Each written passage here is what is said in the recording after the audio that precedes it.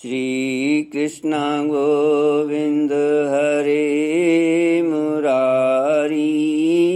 हे नाथ नारायण वासुदेव। ओम नमो भगवते वासुदेवाय। ओम नमो भगवते वासुदेवाय।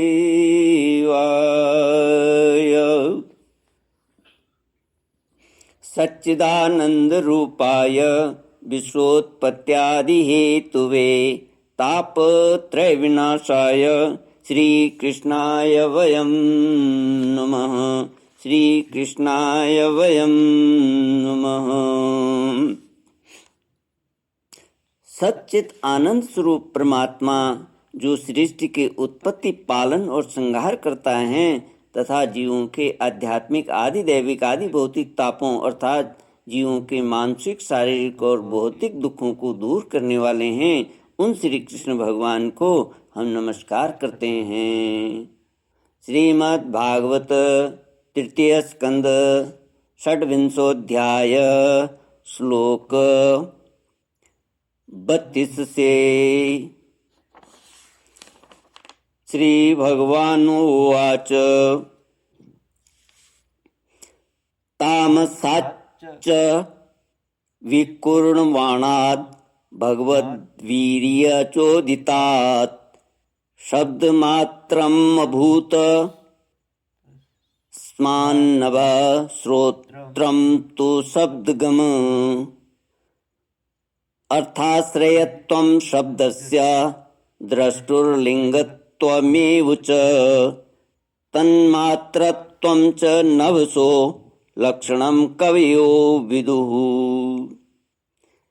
भगवान की चेतन शक्ति की प्रेरणा से तामस अहंकार के विकृत होने पर उससे शब्द तन्मात्रा का प्रादुर्भाव हुआ। भगवान कहते हैं कि शब्द तन्मात्रा से आकाश तथा शब्द का ज्ञान कराने वाली श्रोतेंद्रिय उत्पन्न हुई। शब्द अर्थ का प्रकाशक होना ओट में खड़े हुए वक्ता का भी ज्ञान करा देता है और आकाश का सूक्ष्म रूप होना विद्वानों के मत में यही शब्द के लक्षण हैं। भूतों को अवकाश देना, तत्व के बाहर भीतर वर्तमान रहना तथा प्राण, इंद्रिय और मन का आश्रय होना, ये आकाश के वृत्ति कार्य रूप। फिर तन शब्द तन मात्रा के कार्य आकाश में काल गति से विकार होने पर स्पर्श तन मात्र हुआ और उससे वायु तथा स्पर्श का ग्रहण करने वाली त्वगिंद्रिय त्वचा उत्पन्न हुई। कोमलता, कठोरता, शीतलता और उष्णता तथा वायु का सूक्ष्म रूप होना ये स्पर्श के लक्षण हैं। वृक्ष की शाखा आदि को हिलाना, तृण आदि को इकट्ठा कर देना, सर्वत्र पहुंचना, गंधादि युक्त द्रव्य को घ्राणादि इंद्रियों के पास तथा शब्द को श्रोतेंद्रिय के समीप ले जाना तथा समस्त इंद्रियों को कार्य शक्ति देना, ये वायु की वृत्तियों के लक्षण हैं। तदनंतर दैव की प्रेरणा से स्पर्श तन्मात्र विशिष्ट वायु के विकृत होने पर उससे रूप तन्मात्र हुआ तथा उससे तेज और रूप को उपलब्ध कराने वाली नेतेंद्रिय का प्रादुर्भाव हुआ। साध्वी वस्तु के आकार का बोध कराना, गौण होना, द्रव्य के अंग रूप से प्रतीत होना, द्रव्य का जैसा आकार, प्रकार और परिमाण आदि हो उसी रूप में उपलक्षित होना तथा तेज का स्वरूपभूत होना, ये सब रूप तन्मात्र की वृत्तियां हैं। चमकना, पकाना, शीत को दूर करना, सुखाना, भूख प्यास पैदा करना और उनकी निवृत्ति के लिए भोजन एवं जलपान कराना, ये तेज की वृत्तियां हैं। ये ज्ञान भगवान कपिल देव अपनी माता देवहूति को दे रहे हैं।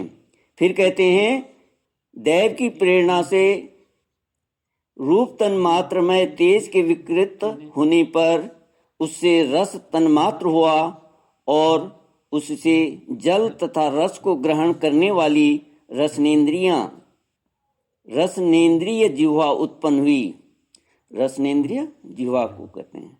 रस और शुद्ध स्वरूप में एक ही है, किंतु अन्य भौतिक पदार्थों के संयोग से वह कसेला, मीठा, तीखा, कड़वा, खट्टा और नमकीन आदि कई प्रकार का होता है। गीला करना, मिट्टी आदि को पिंडाकार बना देना, तृप्त करना, जीवित रखना, प्यास बुझाना, पदार्थों को मृत्यु कर देना, ताप की निवृत्ति करना और कूप आदि में से निकाल लिए जाने पर भी वहाँ बार बार पुनः प्रकट हो जाना, ये जल की वृत्तियां हैं। इसके पश्चात दैव प्रेरित रस स्वरूप जल के विकृत होने पर उससे गंध तन्मात्र हुआ और उससे पृथ्वी तथा गंध को ग्रहण करने वाली घ्राणेन्द्रिय प्रकट हुई। गंध एक ही है, तथापि परस्पर मिले हुए द्रव्य भागों की न्यूनाधिकता से वह मिश्रित गंध, दुर्गंध, सुगंध, मृदु, तीव्र और अम्ल, खट्टा आदि अनेक प्रकार का होता है। प्रतिमादि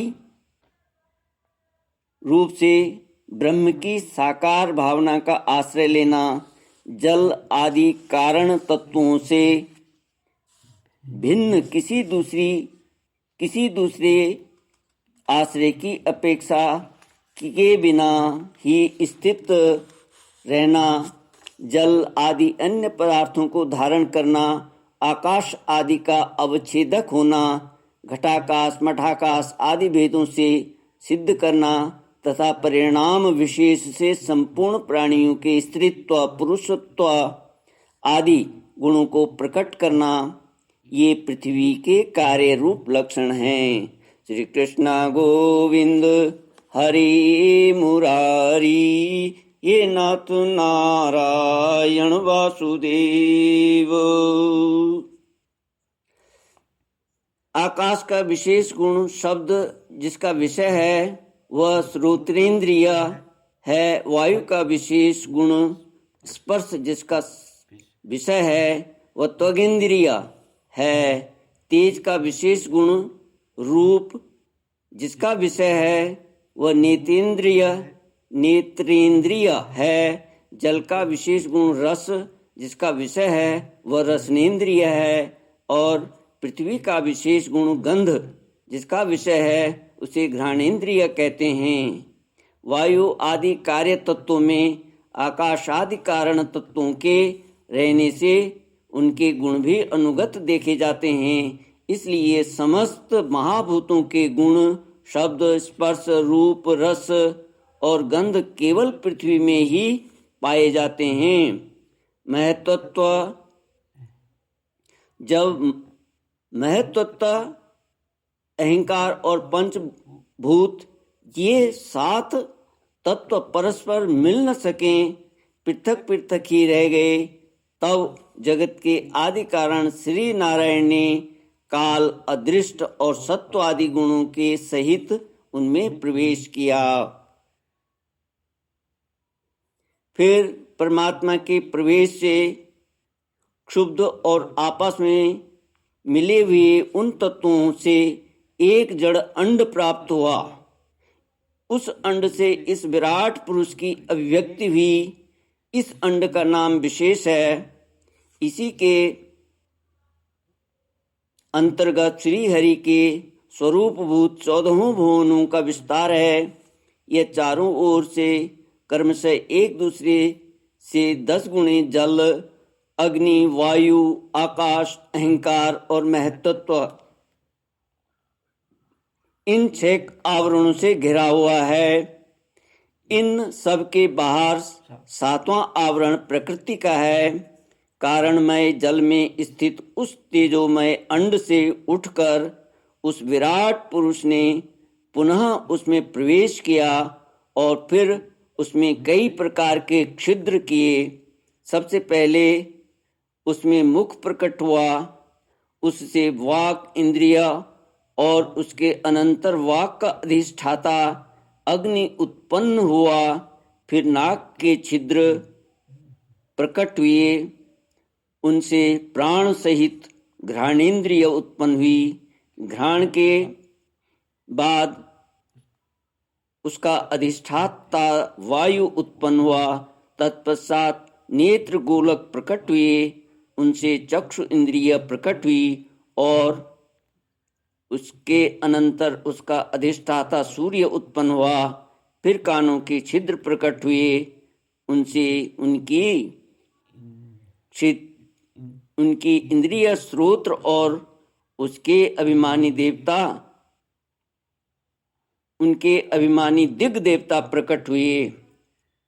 श्री कृष्ण गोविंद हरे मुरारी, हे नाथ नारायण वासुदेव। शेष अगले भाग में पढ़ा जाएगा। श्री कृष्ण गोविंद हरे मुरारी, हे नाथ नारायण वासुदेव। ओम पूर्णमद पूर्णमिदं पूर्णात् पूर्णमुदच्यते पूर्णस्य पूर्णमादाय पूर्णमेवावशिष्यते।